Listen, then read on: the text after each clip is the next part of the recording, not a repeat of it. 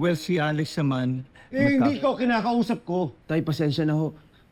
Gusto mo muna sa akin manggaling bago ako makakuha ng pagkakataon. Hindi naman naging madali kay Makmak ng lahat eh. Kaya pala kayo nagkikita ni Kaloy. Ha? Niluluto niyo yung plano na to. Nonoy, kumalma ka muna.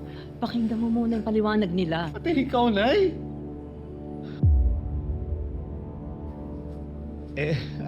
Alam niyo na palang lahat eh.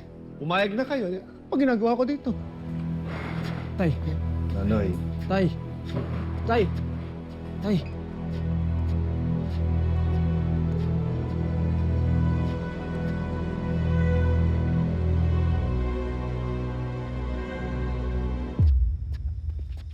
Magpapaliwanag po ako. Tay, Alam mo ba yung pinapasok mo? Ha? Minsan na tayo winilang hiya ng tao na yan eh. Hindi siya mapagkakatiwalaan, anak. Masisira lang buhay mo sa kanya. tay. Tay, mahalaga po sa akin ang karir ko si Sir Kaloy. Tingnan niyo ba naman, ang laki ng kinita ko sa isang laban lang. Kaya mong kitain yun kahit wala si Kaloy. Darating ka din doon. Tay, dahil sa kanya, nakadating na ako.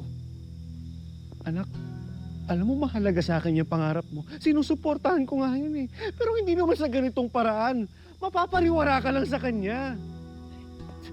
Bakit hindi na lang natin kalimutan yung dati?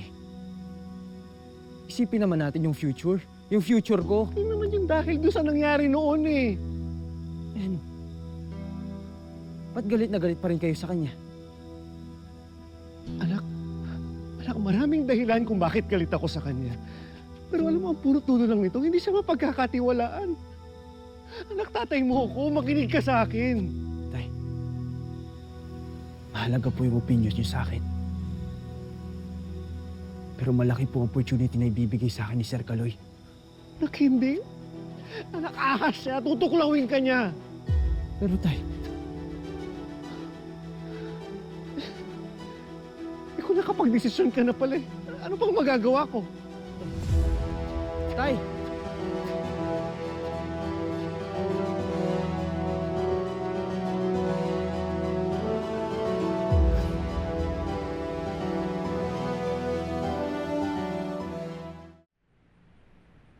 Ako, pasensya na kayo.